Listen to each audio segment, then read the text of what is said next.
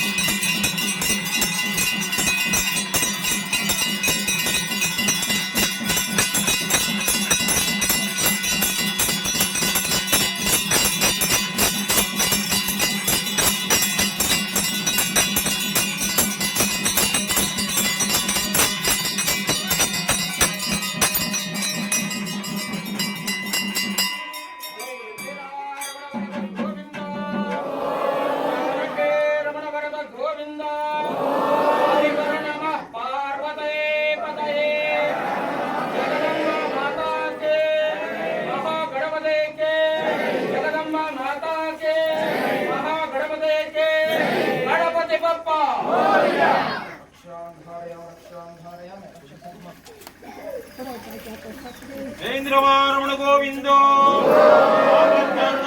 ಗೋವಿಂದೋ ಜಾನಕಿ ವಲ್ಲಭ ಗೋವಿಂದೋ ಗಂಟೆಗಂಗಮ್ಮದಲ್ಲಿ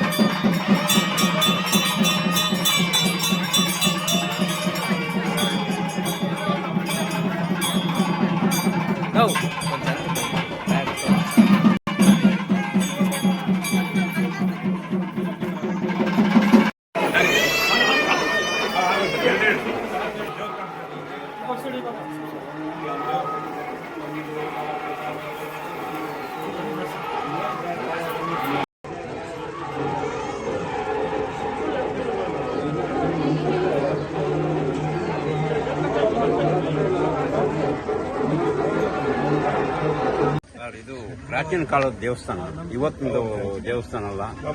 ನಾವು ನೋಡೋಕೆ ಮುಂಚೆ ಅಕಸ್ಮಾತ್ ಸಾವಿರಾರು ವರ್ಷ ಆಗಿರ್ಬೋದು, ನೂರಾರು ವರ್ಷ ಆಗಿರ್ಬೋದು. ಇಲ್ಲಿ ಮುನಿಯಪ್ಪನವರು ಅಂತೇಳಿ ಇದ್ರವರು. ಅವರು ರಾತ್ರಿ ಆಗಲು ಈ ಅಡವಿನಲ್ಲೇ ವಾಸ ಮಾಡ್ಕೊಂಡು ಈ ದೇವಿ ಹತ್ರ ಇದ್ದು ಈ ಮಕ್ಕಳಿಗೆ, ದೊಡ್ಡವರಿಗೆ, ಈ ಮಳೆ ಇದಕ್ಕೆ ಎಲ್ಲದಕ್ಕೊಂದು ಪೂಜೆ ಮಾಡ್ಕೊಂಡು ರಾತ್ರಿ ಆಗಲು ಇಲ್ಲೇ ದೇವರ ಸೇವೆ ಮಾಡ್ಕೊಂಡು ಇದ್ದವರು. ಇಷ್ಟು ಗುಡಿ ಕೂಡ ಕಟ್ಟಿರಲ್ಲ. ಎಲ್ಲ ಜನ, ಸುತ್ತಮುತ್ತಲಿನ ಜನ ಸೇವೆಯಿಂದ ಇಷ್ಟು ದೇವಸ್ಥಾನ ಕಟ್ಟಿದ್ದಾರೆ. ಇಲ್ಲಿ ಬಂದು ಹೋಗೋದಕ್ಕೆ ಒಂದು ತೊಂದರೆ ಹೊರತು ಇವತ್ತಿನ ಕಾರ್ಯಕ್ರಮ ಕುಂಭಾಭಿಷೇಕ ಇರುತ್ತೆ. ಕುಂಭಾಭಿಷೇಕ ಮುಗಿದಿದೆ. ಇವಾಗ ದೇವರಿಗೆ ಅಲಂಕಾರ, ಅಭಿಷೇಕ ಎಲ್ಲ ಇರುತ್ತೆ. ಪ್ರಸಾದ ಇನ್ನಿವಾಗ ಇದೆ. ನಾನಾಗಿರುವಂತ ಪೂಜೆಗಳು, ನಾನಾಗಿರುವಂತ ಜನ, ನಾನಾಗಿರುವಂತ ಪೂಜೆಗಳು ಮಾಡಿ ದೇವರ ಪಾತ್ರಕ್ಕೆ ಎಲ್ಲರೂ ಅನುಮತಿ ಕೊಟ್ಟಿದ್ದಾರೆ. ದೇವರಿಗೆ ಸಾಕಾರ ಅಂತ ಇವ್ರು ಕೊಡಿ, ಇವ್ರ ಅರ್ಚಕರು, ಗಂಗಪ್ಪನವರು ಅರ್ಚಕರು. ಇವರು ಹೆಂಗೆ ಇವ್ರು ಹೇಳ್ತೀನಿ ಒಂದು ನಿಮಿಷ. ಇವ್ರಿಗೆ ಹೆಂಗ್ మీ పేరు? గంగప్ప పూజారి గంగప్ప. గొట్టు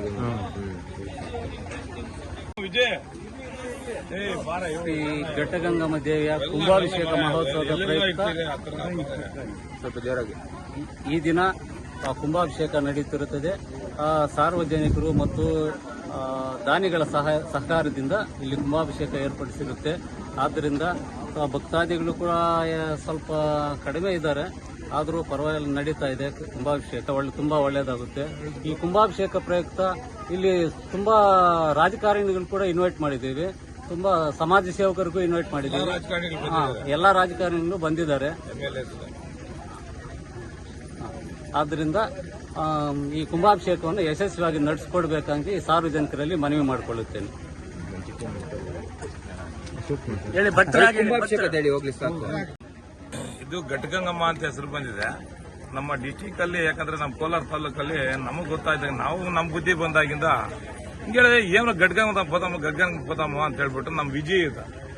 ನಮ್ಮ ವಿಜಯ್ ಅಂದ್ರೆ ನಮ್ಮ ಡೂಮ್ ರೇಟ್ ಸರ್ಕಲ್ ಅಲ್ಲಿ ಮೆಡಿಕಲ್ ಸ್ಟೋರ್ ಇಕ್ಕಿದ್ರೆ, ಪಕ್ತಿ ಮೆಡಿಕಲ್ ಸ್ಟೋರ್ ಆಪೋಸಿಟ್ ಯಾವ್ದು ವಾಸವಿ. ಆತನ ನಮ್ಮ ಊರಿಗೆ ಕರ್ಕೊಂಡ್ ಬರ್ತಾ ಇದ್ದ ಬೆಣ್ಣಂಗುಗೆ. ಮಾ ಊರ್ಲ ದೀಪ ಅಲ್ವ ರಂಡ ಅಂತ ಹೇಳ್ಬಿಟ್ಟು ನಮ್ 30 ವರ್ಷಗಳು ಹಿಂದ್ಗಡೆ ಕರ್ಕೊಂಡ್ ಬರ್ತಾ ಇದ್ದ. ಗಟ್ಟಿಗೆ ಪದಾಮ್ರ ಬರೆಗಳು ಈ ರೀತಿ ಎಲ್ಲ ಪ್ರತಿಯೊಬ್ಬರು ಒಂದೊಂದು ಅರಿಕೆಗಳು ಒಪ್ಕೊಂಡು ಅವರು ವ್ಯವಸ್ಥಿತವಾಗಿ ನಡ್ಕೊಂಡು ಹೋಗ್ತಾ ಇದಾರೆ. ಮಕ್ಕಳಿಂದ ಮಕ್ಕಳಾಗಿದೆ. ಮಳೆ ಇಲ್ಲ ಅಂದ್ರೆ ಇಲ್ಲಿರೋ ಸುತ್ತಮುತ್ತಲ ರೈತರು, ಮಳೆ ಇಲ್ಲ ಅಂದ್ರೆ ಇಲ್ಲಿ ಬಂದ್ಬಿಟ್ಟು ಇದಿರ್ಲಿಲ್ಲ, ಗುಡಿ ಇರ್ಲಿಲ್ಲ.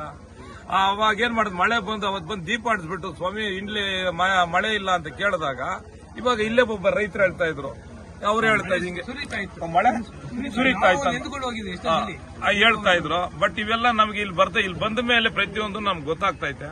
ಬಟ್ ಇಷ್ಟು ಮಾತ್ರ ಹೇಳಕ್ಕೆ ನನಗೆ ಇಲ್ಲಿ ಅವಕಾಶ ಮಾಡಿ ಕೊಟ್ಟಿದ್ದಕ್ಕೆ ನಮ್ಮ ಬಂಗಾರಗಂಗವರಿಗೆ ಮತ್ತೆ ನಮ್ಮ ಘಟ್ಟಗಂಗಮ್ಮನವರಿಗೆ. ನನ್ನ ಹೆಸರು ಎಂ ವಿ ರಘು, ನಮ್ಮ ಚಿಟ್ಟಿ ಅಂತ ನನ್ನ ಹೆಸರು. ನನ್ನ ಕಟಾರಿಪಳ್ಯ. ನಾನು ಕೋಲಾರಲ್ಲಿ ನಗರಸಭೆ ಸದಸ್ಯನಾಗಿದ್ದೀನಿ, ಸ್ಥಾಯಿ ಸಮಿತಿ ಅಧ್ಯಕ್ಷನಾಗಿದ್ದೀನಿ, ಬಲಿಸಂಘದ ಮುಖಂಡನಾಗಿದ್ದೀನಿ. ಇದಿಷ್ಟು ಹೇಳಿ ನಾನು 2 ಮಾತುಗಳು ಮುಗಿಸ್ತೀನಿ. ನೂರಾರು ವರ್ಷಗಳಿಂದ ಗಡ್ಡಿಗಂಗಮ್ಮ ಚಿಕ್ಕ ಗುಡಿ, ಕಲ್ಲುಗಳು 7 ಕಲ್ಲುಗಳಿತ್ತು. 7 ಕಲ್ಲು ಆದ್ಮೇಲೆ ಈಗ 2003ರಲ್ಲಿ ವಿಗ್ರಹ ಪ್ರತಿಷ್ಠಾಪನೆ. ರಂಗಾರೆಡ್ಡಿ ಅಂತ ಹೇಳ್ಬಿಟ್ಟು ವಾರ್ತಾ ಇಲಾಖೆನಲ್ಲಿದ್ರು, ಅವ್ರು ವಿಗ್ರಹ ಈಸ್ಕೊಟ್ರು. ಆಮೇಲೆ 11 ಗುಡಿ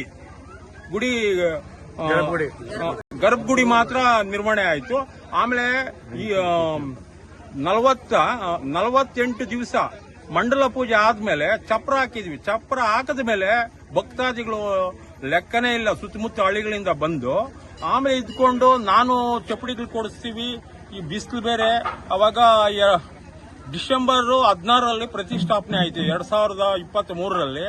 ಆದಾಗ ಜನಗಳು ವಿಪರೀತ ಬಂದ್ರು. ರಾತ್ರಿ ಎಲ್ಲ ಭಜನೆಗಳು, ಈ ಕಾರ್ಯಕ್ರಮಗಳು ನಡೀತಾನೆ ಇತ್ತು.